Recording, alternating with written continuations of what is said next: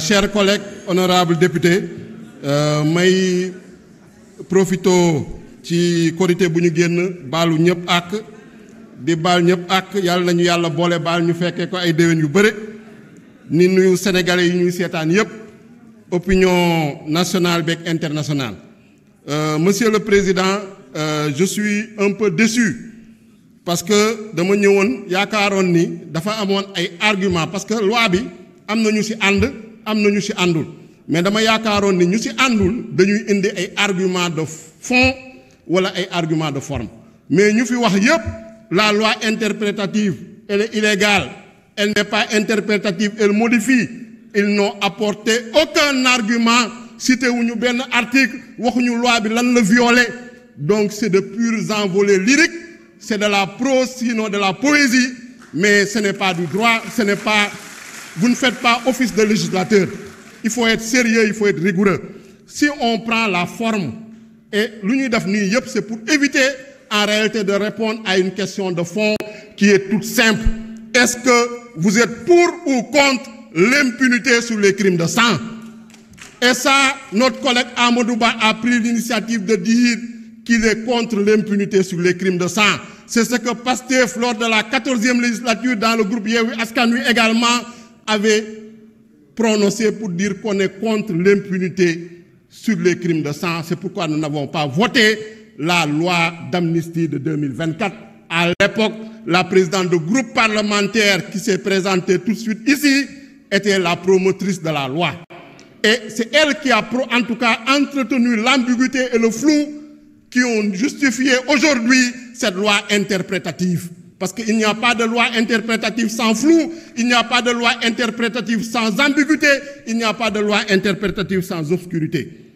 Et sur la forme, cette loi est passée par toutes les étapes. Depuis un mois, on débat, on discute à l'Assemblée nationale, en réunion de bureau.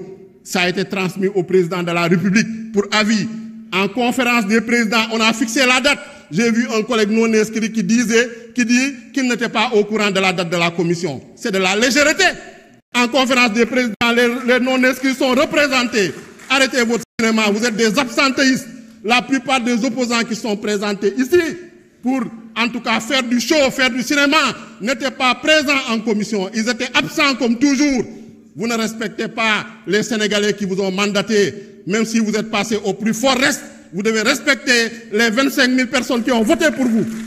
Je pense que c'est ça le rôle d'un législateur. Toujours sur la forme, on dit qu'on ne s'est pas concerté, on n'a pas dialogué. J'ai entendu quelques organisations de la société civile.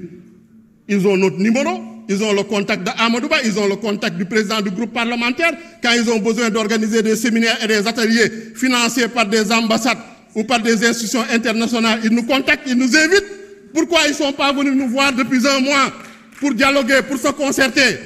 Je dis que c'est de la fuite en avant, ils ont un agenda caché. En tout cas, la vraie société civile, les victimes, les détenus, les organisations sérieuses qui travaillent et qui ont documenté ces crimes de sang en 2021 et 2024 approuvent cette loi, cette proposition de loi interprétative. Ensuite, sur le fond, parce que sur le fond, c'est ça. Il faut répondre à cette question.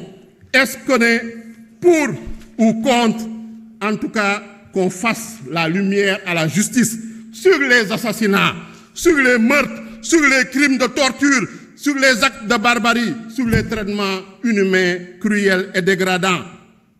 Et même si ces faits se rapportent à des manifestations, quelle qu'en soit la motivation, et indifféremment de l'exécuteur. C'est ça qu'il y a dans la proposition de loi interprétative.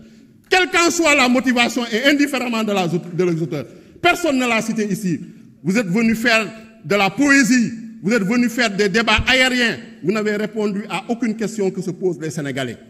Parce que vous refusez de répondre à cette question-là. Vous êtes les complices et les alliés objectifs de ces criminels de sang. Et grâce à cette loi interprétative de notre collègue Amadou Ba, nous, groupe parlementaire Pastef, ainsi que tous les députés épris de justice, tous les députés épris d'humanité, parce que l'humanité c'est une valeur universelle, le droit à la vie c'est une valeur universelle. Et c'est ce que dit l'article 7 de la Constitution, pour dire que la personne humaine est inviolable, elle est sacrée. Nous allons voter cette proposition de loi interprétative parce qu'elle est juste, elle est équilibrée, elle est équitable, elle ne vise personne. Je vous remercie.